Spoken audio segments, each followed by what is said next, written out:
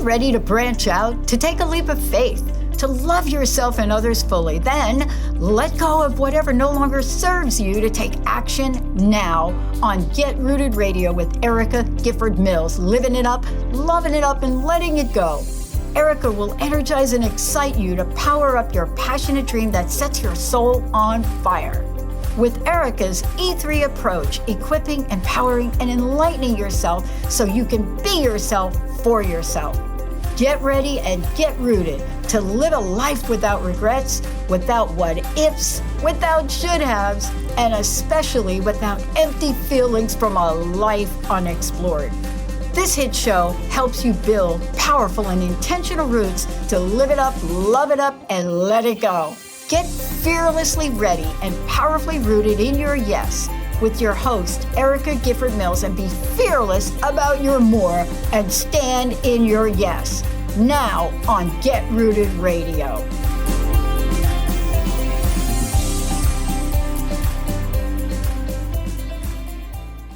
Welcome, everyone. I am Erica Gifford Mills, and you are listening to Get Rooted Radio, living it up, loving it up, letting it go, right here on Transformation Talk Radio. A big shout out, as always, to my producer today, Nat. How are you doing? I'm doing great today, Erica. It's crazy. It's already August. I was going to say the same thing. I cannot believe it's August and just how this year has flown past.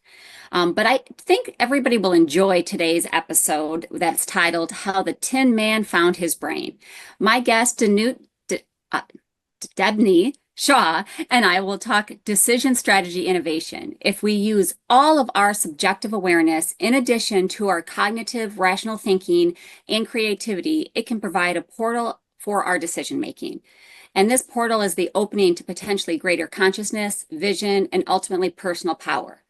With this enhanced personal power in decision-making, we can build satisfaction, happiness, and resilience through the success and fulfillment that we all seek.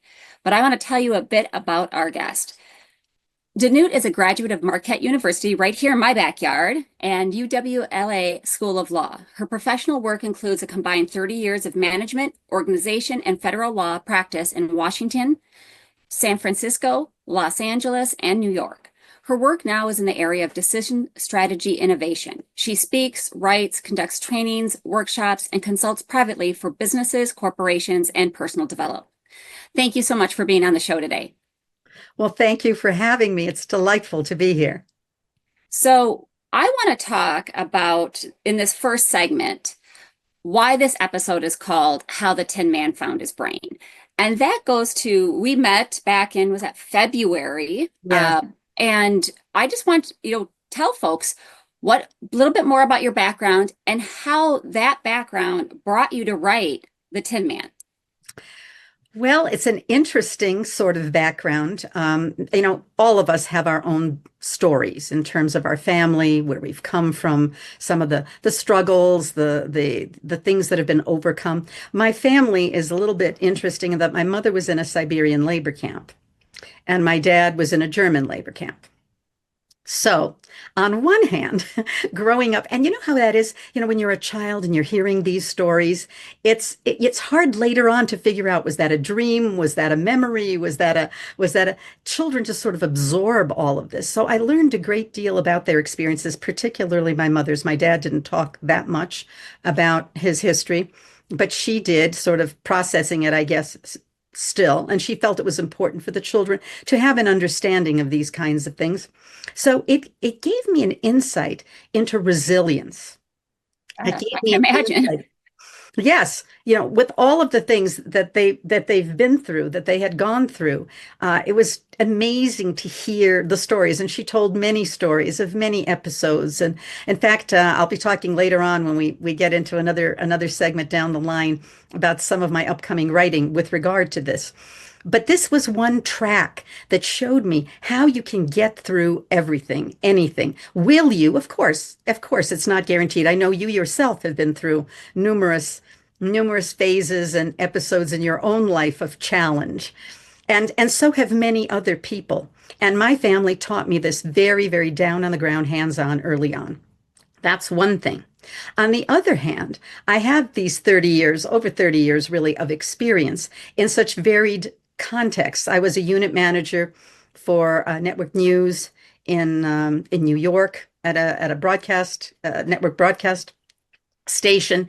I spent years working as a law clerk for the federal bankruptcy court, which gave me the opportunity to see how lives fell apart, how they got put back together, how businesses fell apart, got put back together. And while I was going to law school, I spent time working for a homeless health and human services organization. I got to see how people very much down on the ground, that's the expression to use, people down, out, and on the ground, got themselves back up, got themselves moving forward.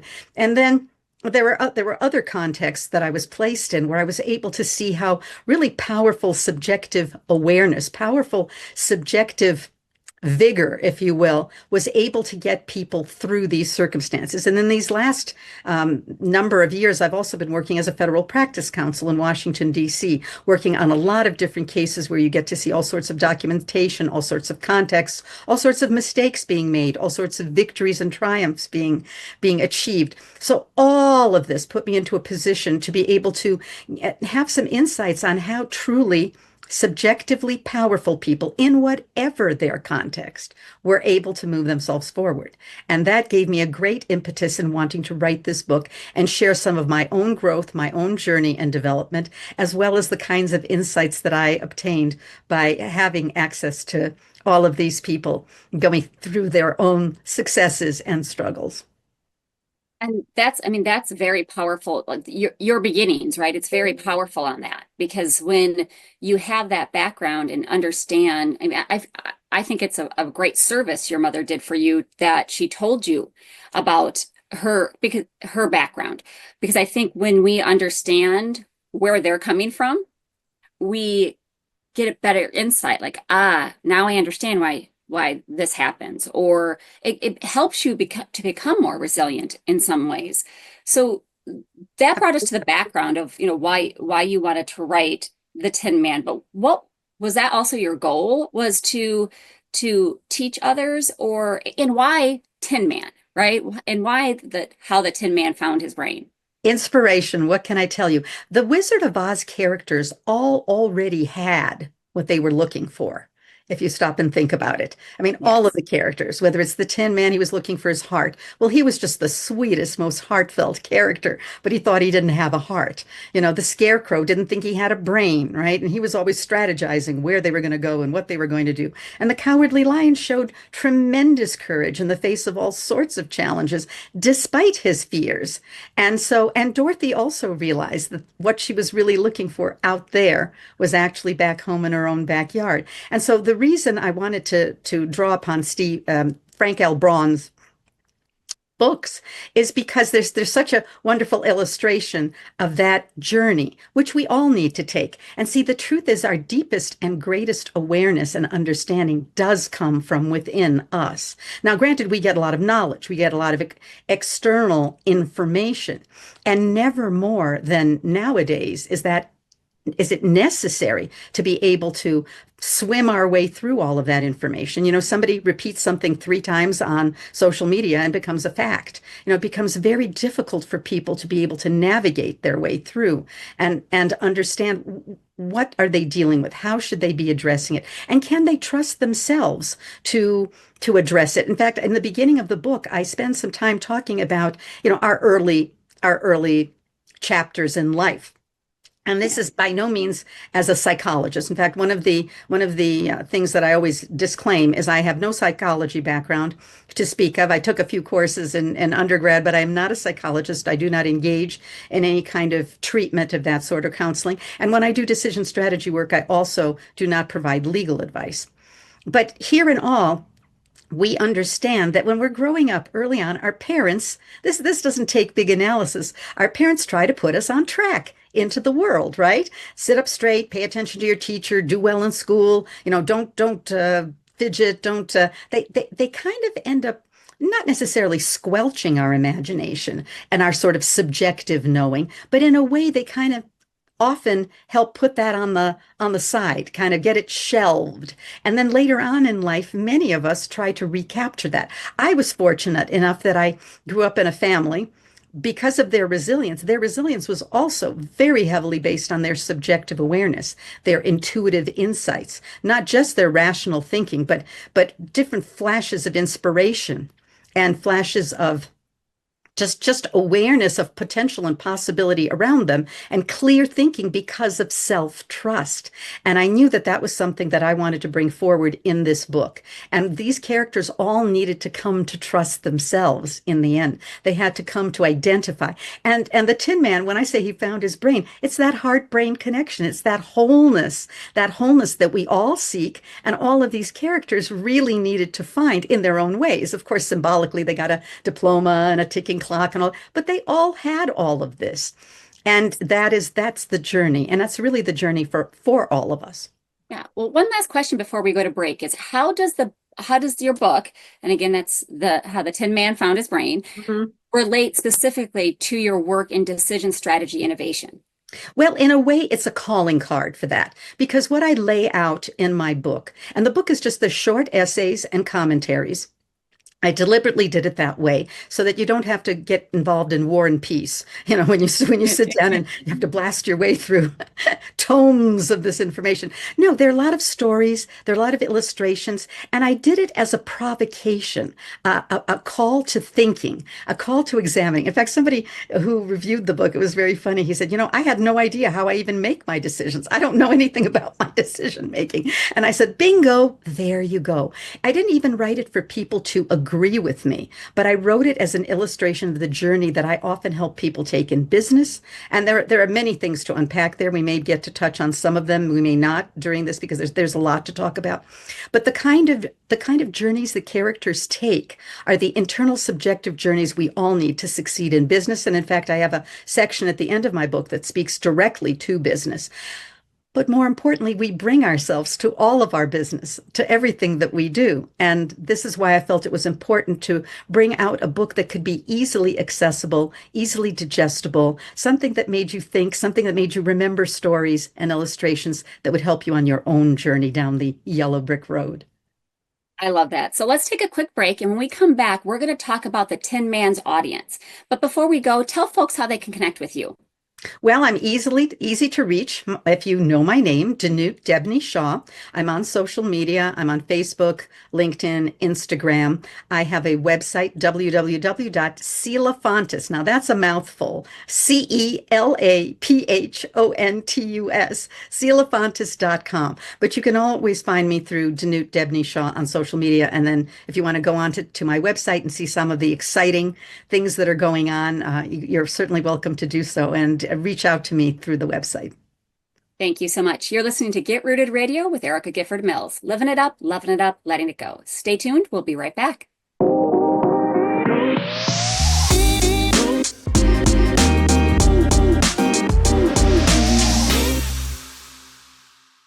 Welcome back to Get Rooted Radio with Erica Gifford Mills. Living it up, loving it up, letting it go. If you missed any portion of today's episode, you can catch it on getrootedradio.com.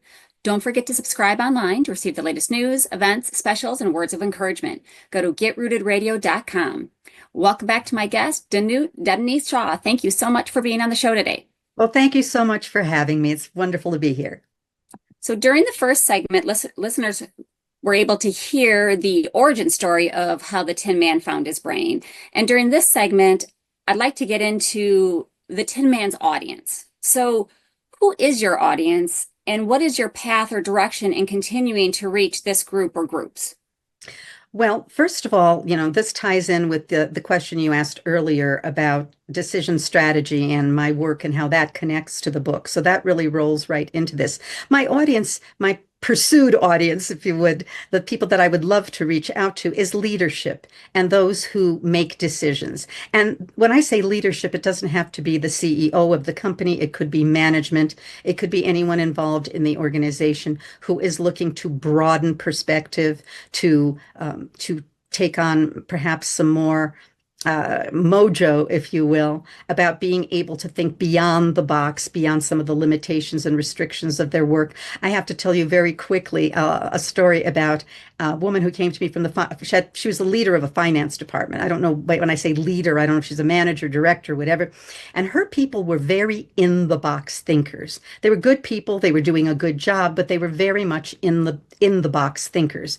And so she wanted some help because she was much more visionary in the way she perceived things. They were denying loans. They were doing all sorts of things because they weren't thinking beyond the very, very narrow, specific sort of script that they had to go through in order to consider their potential customers or clients. Well, she was not given the kind of funding she needed in order to be able to take off with this, but meaning that, get some workshops together, get me to sit down, do some role playing, do some visioning, do some work with them down on the ground. So instead, what we did was we expanded the box for her. So what she presented to them was a bigger box. They still felt they were in the box, but they were able to make broader decisions because of it. So my audience is leadership. But the truth is that actually I have found myself being connected to a lot of people from, believe it or not, 15 to 92. I've done about 50 signings in 25 states now, and some in England and Scotland. And I find that the spectrum is quite broad because what I'm talking about is something that speaks to sort of the fundamentals of everyone. Yeah, and I think that's important. And I also remember that, leaders, and we've talked about this on previous episodes that I've had guests on, you are a leader, whether it's of your household, whether it's Exactly. of your department, whether you're leading up, right? You don't have to have the title to be considered a leader. And I think that's one thing that's really important for folks to understand. And kind of leads into my next question is, why do you feel there is so much common ground in the audience? Well, that does lead in because it is very important to kind of, I want to say, own the fact that you are also a leader somewhere, somehow, in some context. We all are, exactly to the point of what you were saying. And this is why I believe that the audience does connect with the book and with the principles that I'm discussing and sort of the challenges that I bring up and the considerations. Because again, I ask a lot of questions in the book, and it's not so much that I'm wanting someone to come up with that one answer, but to come up with your own answer, your own confidence, and your own understanding. And it has never been more important than today with what we're facing in the world, nationally, internationally, locally, with our jobs, with the decisions we need to make about families, about lifestyle, about living. I mean, those have always been the case, but we are in a kind of a pivotal period of transformation and transition in a lot of different areas. And it's very important for people to be able to parse this out strongly, certainly more effectively than sometimes they go in feeling they can do.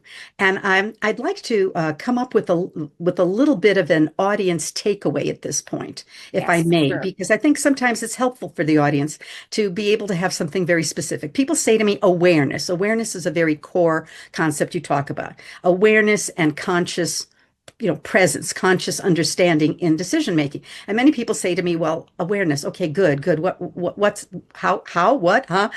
Awareness. What does that mean? What do I do for awareness? And often when I am being interviewed, there's no time to really get into it. But here I'm going to bring up something that people often enjoy. They like having the 3 of this, the 6 of that, the 12 of this. Well, I have the 7 eyes of awareness and conscious decision making.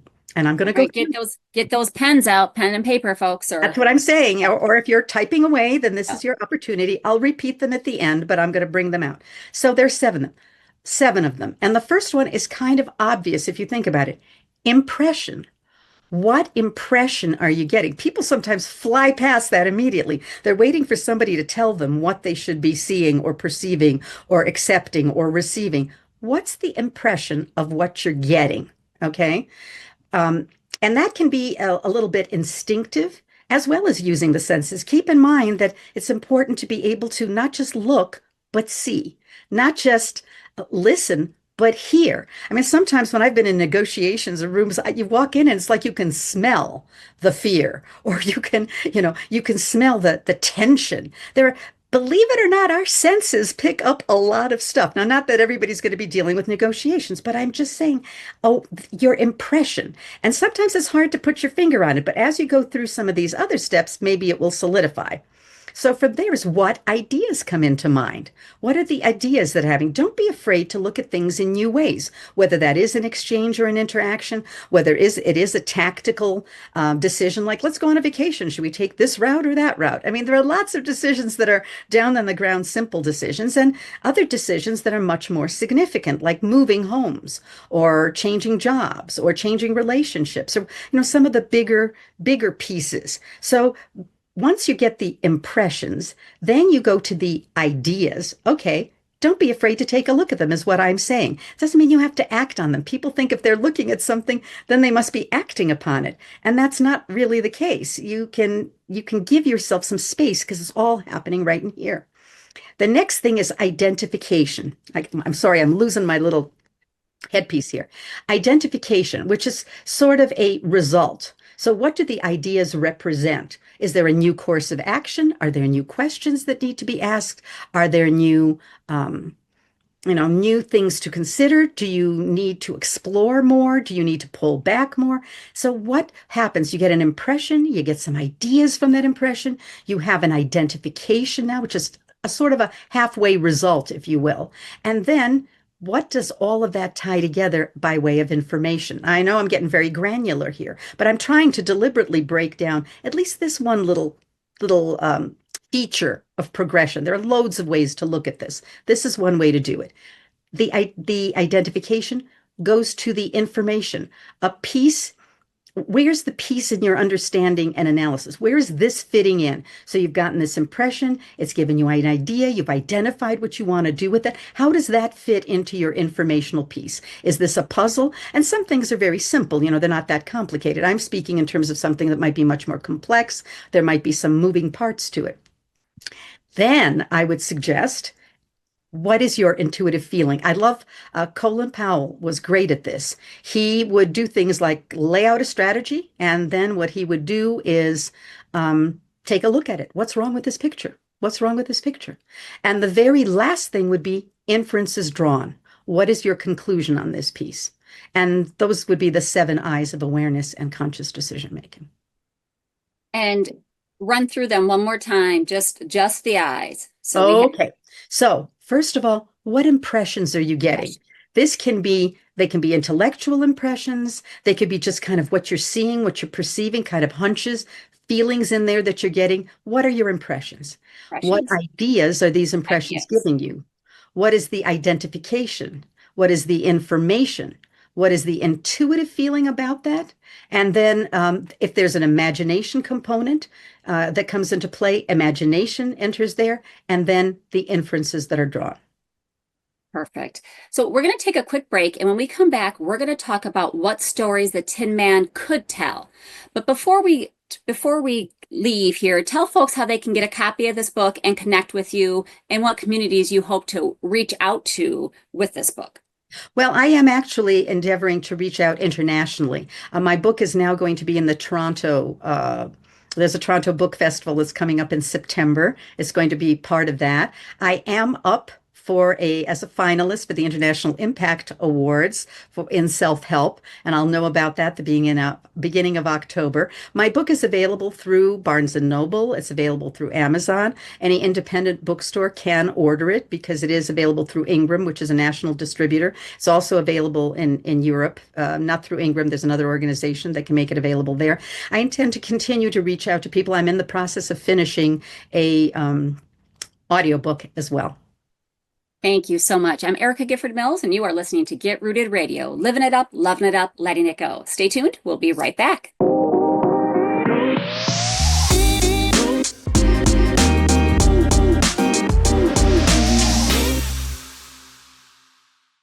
We're back on Get Rooted Radio with Erica Gifford Mills, living it up, loving it up, letting it go. Don't forget to visit getrootedradio.com to listen to a replay of this episode, sign up for helpful tips, and learn about upcoming events. That's getrootedradio.com. Welcome back to my guest, Danute Debaney Shaw. Thank you so much for being on the show today. Thank you for having me. It's delightful. Well, so during the last few segments, we have talked the origin of the Tin Man and his audience. And during this segment, we're going to talk about what stories the Tin Man could tell. So, can you share some of those experiences or stories that have emerged during your time working with issues of decision strategy? Absolutely. And there are many, many of them in the book. But I've decided to pull out a couple that focus on something that, again, the audience might find beneficial. One of them is the concept of failure and what we think of in terms of our decision making and failed decision making and circumstances where we feel we've failed and how we move forward. Personally, I have never considered failure to be something that is an impediment to the future. Failure, as we call it, teaches us a lot of different things, or should. Sometimes it teaches us what we undertook, and maybe that wasn't the right way to go. Okay, we learned something from that. We did a good job. We tried to do as much as we could, but it did not work out. Okay. And many people say, I've tried my best, but it wasn't good enough. I failed. No, your best is always good enough because that's all you can do. You can never do more than your best, you know. And so there is no point beating yourself up for any of that in terms of the decisions that you've made, because it really does take a drag on you in terms of the decisions you're going to make going into the future. So I want to talk about a couple of examples of in quotes failure. I met a woman. She was not a client of mine. I met her in a different circumstance. She's a very top research person in genetics, and she was from Taiwan, and she had this path that she had decided upon early in life. She was very, very good at science and math, and very, very good at healing. That she was very interested in being a healer. She was very Grey's Anatomy is something she probably had down when she was in high school. She was one of those, almost a prodigy, because she just knew a great deal, understood a great deal. And when I say intuitively was able to work with this knowledge, she was able to take leaps and jumps that many people were not comfortable with in her understanding. She was able to get to places. And there was a lot of envy surrounding all of this. There were med school exams coming up, and there were a lot of people like, oh, she's probably going to get an A. You know how that can be with people who get jealous and feel very competitive. Well, she completely blew her med school exam. It's like a veil came over her face, her head, her whole thing. She just couldn't think. She not only didn't ace it, she just completely blew it. And she was very confident in her knowledge. This wasn't like she crammed before she went in for this test. Now, interestingly enough, this was a screaming failure, because where she came from, at least at that time, I don't know if that's still the case. This was a couple of decades back that I was hearing the story, and it was even decades before that she had gone through this process. You could only take the test once, only once. If you blow it, if you fail it, that's it. You're not going to be a doctor, at least not there. And so this was an embarrassment. This was a tragedy, an embarrassment to her family, to her. Everybody was like, oh, Miss Perfect. And look, I mean, all of this went on. And none of that helps at that age, at that point where you're young and ambitious and you're trying to move yourself forward. Well, she could have folded her wings. She could have slunk off somewhere. But she decided, with the kind of knowledge that she had, with the kind of interests, talents, and gifts that she had, she would go ahead and apply them to science in a different direction and become a research scientist. And that is what she did. Now, interestingly enough, she was involved in some very important breakthroughs in science through her work. Now, when you stop and think about it, if she had succeeded as a doctor, she may have, over a long career, there might have even been a couple of thousand people that she'd have helped, her patients that she worked with over, 2 or 3 decades, whatever that career would have been. But now, because she failed at that, she has the opportunity to help millions of people all over the world with her research. And she would never have considered this option.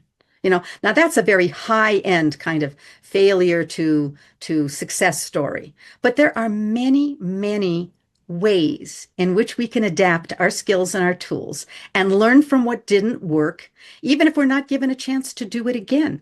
There are other doors, there are other windows if we seek them. And that happens with people, for example, in dance. I was involved in ballet. I've gone through the different audition steps to get into a company in Milwaukee, and I passed through them and ultimately decided I wanted to go to college instead. And this was not the career I was going to undertake. I was a cute little dancer. I had the athleticism and the grace and everything. I didn't have those big extensions that everybody does with their legs. That was always a battle for me, right? So my career would have been limited, and maybe that would have been satisfying to someone to have a small career for a period of time and be able to say, yes, I did it before I move on to something else, right? But I took a different direction. There are people who, through injury in sports or whatever, need to take another path. They can teach, they can choreograph, they can coach, they can write. There are lots of things that people can do. And many people give up on themselves and on what talents and gifts they have because they are not willing to stretch the vision a little, to do a little explore. They get so defeated by something they so wanted to do. I'm going to give a different example here now about something. This is a situation that occurs less often, and this is also not a client of mine, but someone that I know. It's a man who has been singing now for probably 3 decades, and he is not a good singer. I could use very strong language about this. He is not a good singer, but he is dedicated and committed to this notion that, and teachers have tried to, steer him in whatever directions. I don't know. I've never been present when he's had, not classroom, but what's it called? Lessons with teachers, Lessons, right? demos, yeah. Yeah, I've never been there for those, but I know that because he's talked about how people have tried to discourage him, and he will not be discouraged because this is something he wants to do, and he's still waiting to become a star. So again, we really have to get friendly with ourselves. This is if we want to have the kinds of successes we can in life, and there are different ways to have success. There's all kinds of success that might be available and possible for us. But this is one of those cases where it isn't a just do it, because that's one of my chapters where I talk about just do it, just take the steps, just go forward and do it. This is one of those, this is more my chapter on when to let go, when to know that this is not the right thing to do. The same thing happens with clients when people try to get clients. Sometimes you're pushing so hard to get that client, right? Because you're going to feel like a failure. You're going to feel like you're not working hard enough to get the business, et cetera, et cetera. But some clients are not worth getting. They're more trouble than they're worth and can create all sorts of problems for us. So that kind of discernment, again, comes from that internal subjective awareness, that self-trust, honest self-trust, working within your integrity of capability. That doesn't mean there won't be disappointments. It doesn't mean that you're always going to be right about everything. It doesn't mean that there aren't going to be, in quotes, failures. What is it? Ford from the Ford company, Ford Motor Company. What did he do? He had 2 bankruptcies, I think, before he got moving forward. But he knew he had something. He knew he had something powerful to move forward with, that this was something that he could get out there and become successful with. On the other hand, it is important to examine yourself and understand that sometimes it's not people just trying to tear you down, but maybe there's a different view, a different direction, a different opportunity and possibility for you. And I think that's really important, is that it is sometimes about continuing to try, and sometimes it is about letting go. And that's important when you have to take that examination and make that decision. So before we go to a break, what do you see as a call to action for listeners? Well, again, the best thing I can say is just do it. Just do it. If you have something that's important in your life, not just one decision that needs to be made, but if you are in a position where you realize that you need to expand your borders of perception, you need to allow yourself greater vision, that you can see and know that you're missing some things. You're not, like the gentleman said to me, I don't even know how I make decisions. Well, it's a good thing to know how you make decisions. Self-trust comes from everything rolls back to that awareness, that self-awareness, that internal being, that internal life. And we're not taught to emphasize that. Now as adults we can. Now as adults we can bring that forward. We can bring that forward in a way because actually irrational decision making can still bring about tremendously rational results. It just came about irrationally. I have a story I don't think we have time to get into about somebody using their resource. We have just a little bit of time here. There was a case in New Mexico. No, it wasn't in New Mexico, actually. It was in Washington, D.C., and it was at a train stop. I'm just going to give an example of somebody using all three together and to make a powerful decision. A gentleman fell on the tracks. Another person was standing on the station platform, and everybody else was panicking because the train is coming. So this man had some awareness. His first thought is, I know I can save this man. His second thought was, there's an arch underneath there. Here's the analysis. The first is an irrational intuition. The second is his rational. He knew that there was this arch underneath the train and there were little rocks below, and that he would be able to work with that. Then he thought, this is a little guy. I'm a little guy. If I go down, if I jump down, pull him down, I'll lay on top of him and the train will roll over both of us. Now, that's not something I would recommend for anybody else to do in life. But see, he had the confidence. He knew he could do it. He figured out a rational way that it could work. And he had the courage and the trust to do something creative, save this man's life and not get hurt himself. So this is the kind of confidence that's amazing to have. And I heard him tell this story on the news. So that's right out of the horse's mouth, so to speak. Just amazing that he was able to do that. It is. So we're going to take a quick break. And when we come back, we're going to finish out the show with the future of the Tin Man and the Tin Man trilogy. This is Get Rooted Radio with Erica Gifford Mills. Living it up, loving it up, letting it go. Stay tuned. We'll be right back.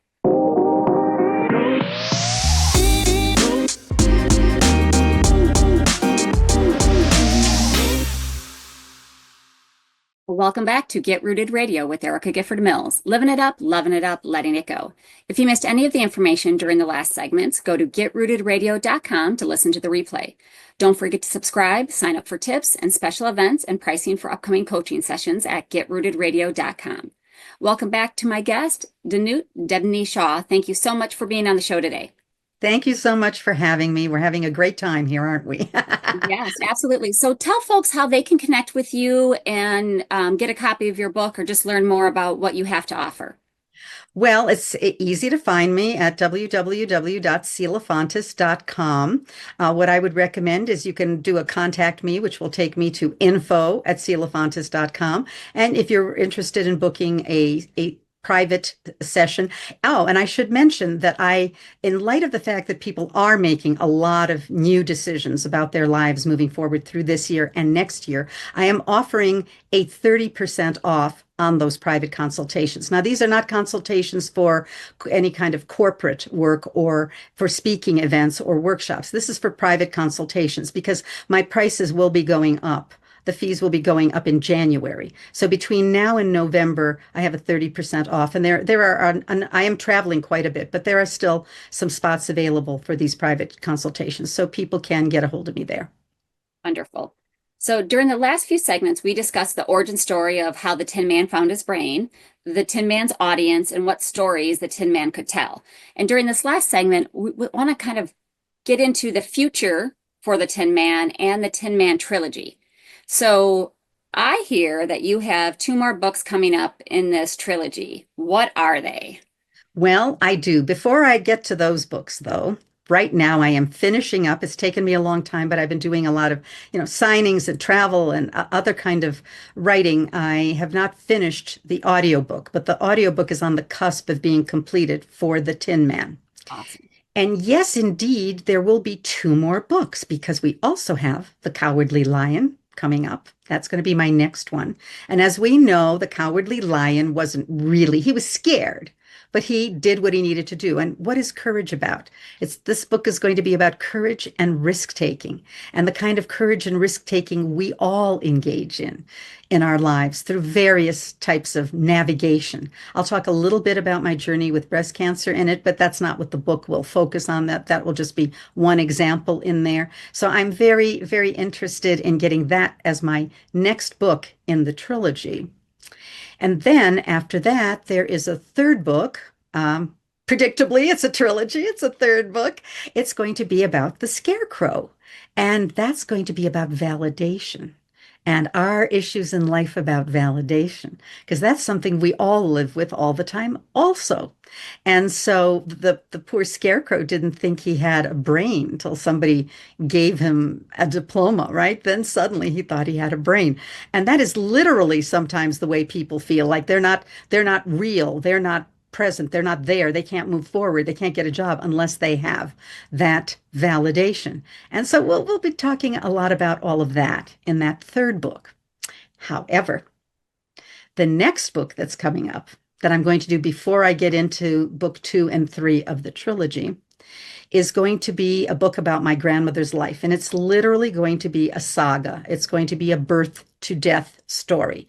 Now, I have accumulated a great many of her stories, my mother's stories. In fact, I could probably write a book on each one of the main characters because their lives in that era, that was such a volatile and dynamic in many ways era going through Europe in that time frame, from the turn of the century into through the 40s. So I'm going to be doing it episodically in the beginning. I'm not sure if I'm going to roll it into a full-on novel, but it's being written episodically. It starts with her, she started out, I'll give a little tease on it. She started out in kind of a Downton Abbey beginning. Her family was landed gentry. They were not nobility, but they had servants, they had a manor home, they raised horses, they had tenant farmers. My grandmother never went to school. She was a voracious reader, but she never went to school. She had 3 live-in tutors over the course of her early life. And then the Russian Revolution in Eastern Europe. Then the First World War. It was just relentless. Then the Second World War. My grandmother used to say anybody who survived the Second World War on the ground in Europe is a veteran. They're all veterans because there were so many stories of all the countries that were involved in that. And then being sent to Siberia. Her husband was working with the underground. He was arrested because somebody betrayed him, whether to curry favor or to save their family. Who knows why that person did it? But as a consequence, my mother and grandmother ended up in Siberia. Of the people who were sent to Siberia, and the statistics vary, but one statistic that I'm using, there are about 250,000 of these enemies of the state that were sent up, and only about 20,000 that got out. So less than 10%. And my mother said that Stalin, in losing the war, didn't even have stationery to write on anymore. Her release papers were cross-written on newspaper.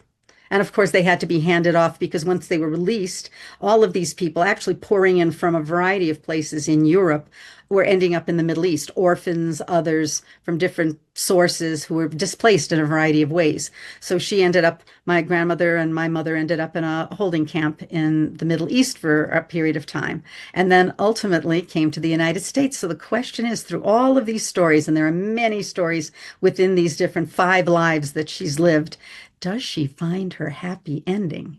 And that's what we have to read the book to find out about. But I'm right now I'm struggling with how much I'm going to include and how much I'm going to exclude because as I say, that the stories of the people, I mean, her daughter, my mother, there could be a whole book, my father, the betrayed grandfather, there's just all of these characters could have their own books, and I can't put them all in this one book. So this will probably, I want to get it really going and hopefully finished by sometime in spring of next year. I'm way behind as it is in trying to get it going. Well, and that kind of reminds me of what we've been talking about, right? The decision strategy innovation. Yes. And your Tin Man trilogy, of course, will have some of that, but how does this book? I mean, because I can tell that this book is a very personal book, Yes. but does it fit into that same realm?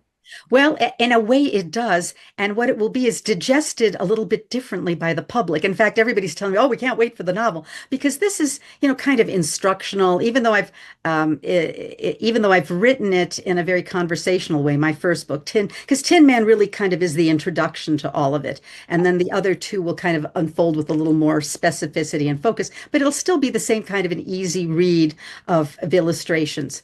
But this book is someone's life that you're reading about. And of course, it has to be influenced by real events because I wasn't there. Although everything I'm going to write about is what she told me. But the reason it has to be a fiction as opposed to an autobiography or well, it's not an autobiography because she didn't write it, but a biography because a lot of it has to be inferred. I have to draw some conclusions about some of the things that happen. But how does this connect to my work?